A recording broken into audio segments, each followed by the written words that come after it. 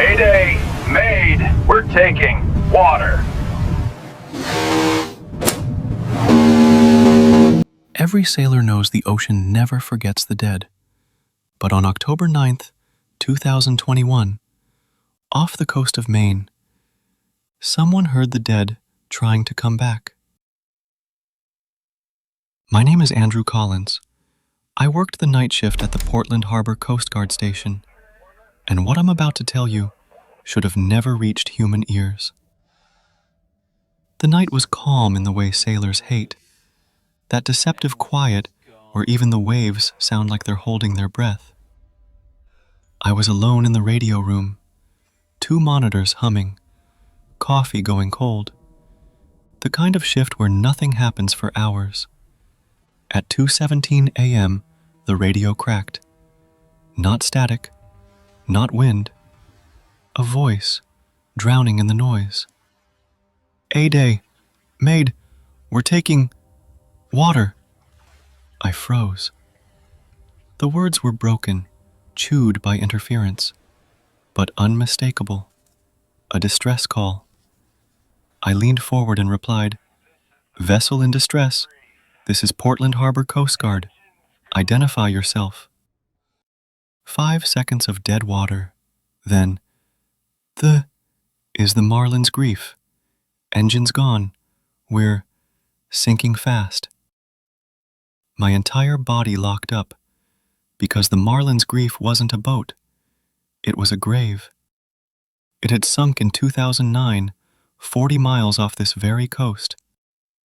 All 7 crew members died, and the captain's final message, logged officially, taught in training manuals, was almost the same line. "This is the Marlin's grief. Engine's gone." Word for word. 12 years apart. I swallowed hard and answered, "Marlin's grief, confirm your coordinates." A long pause, then a whisper. 40 miles east, same place we went down. The hairs on my arms rose, not because of what he said, but how he said it. Like he was cold, like someone standing in icy water, like his jaw was shaking. I tried again, voice steady. "Marlin's grief, how many souls on board?" Another long pause. Too long. Then a chorus of voices erupted through the static, screaming, coughing, gasping, as if hundreds were drowning at once. Not 7, not humans, something else. The radio shook on the desk. Every speaker rattled. Static howled like wind tearing through broken steel. And one sentence cut through it all. "You never came for us." I stood up so fast the chair fell. This couldn't be happening. Distress calls can bounce off storms, yes, but not across 12 years. I checked the frequency. Correct. I checked the weather reports. Clear skies. The radio screamed again. A long, drawn-out groan, like metal tearing underwater. Then a voice I knew from the training archive. Captain Henry Doyle. He died in 2009. "Coast Guard, we're losing her. The water's at my knees. Tommy's gone overboard. For God's sake, do something." My vision blurred. This was the exact same recording every trainee heard. The final minute before the boat vanished from radar. But this wasn't a playback. This wasn't an echo. He was speaking to me, live. I grabbed the mic. "Marlin's grief, listen, this is not possible. You're 12 years." Before I finished, the voice erupted. "12 years? You let us drown. You heard us. You heard every scream, and you left us for the dark." His voice glitched, gurgled, like water was flooding his throat as he spoke. Then something tapped on the microphone. 3 hard knocks. Knock, knock, knock. like someone tapping on metal hull walls, but slow, deliberate. "I hear knocking," I whispered. "No," the captain replied. "That's not us." A cold tornado spun up my spine. If they weren't knocking, then something else was on that boat. Something that survived the deep. Something knocking from the outside. At 2:39 a.m., the radar pinged. A single dot. Stationary. Exactly 40 miles east, where the Marlin's Grief went down. My breath hitched. A sunken boat does not reappear on radar. Not unless something brings it up.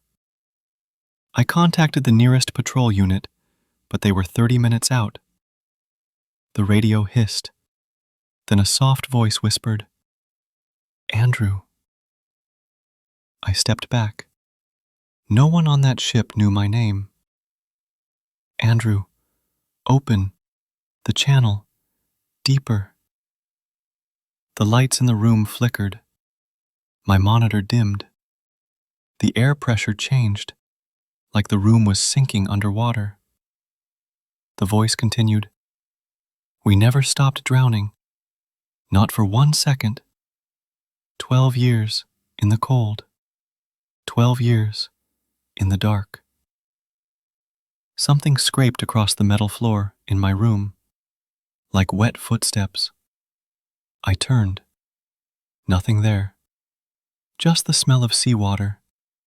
Thick, rotting, as if something climbed out of the ocean and stood behind me. The radio crackled again. Then I heard it, breathing, right behind me. Slow, wet, gurgling. I spun around, and for a heartbeat, I saw a silhouette reflected in the window. Not fully human. Face swollen, skin waterlogged, like a corpse pulled from the Atlantic after weeks of drifting.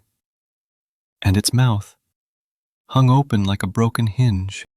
When I turned around, nothing. But the radio whispered, "Look outside." My heart drummed like fists on a coffin. I walked to the harbor window. Fog had crawled in, thick, unnatural, like it was alive. And through that fog, a boat emerged. Old, splintered, lights dead. Its name barely visible on the soaked wood. But it was impossible. The boat sank. I saw the wreck photos during training. Yet here it was, drifting silently into the harbor like a ghost looking for home. My lungs locked. Someone, or something, was standing on the deck, motionless, staring at me. One complete ending, no continuation. The vessel bumped gently against the dock, a soft thud, like a heartbeat stopping.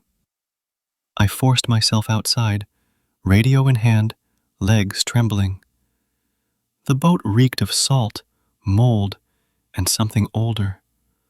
Older than wood, older than death. I climbed aboard.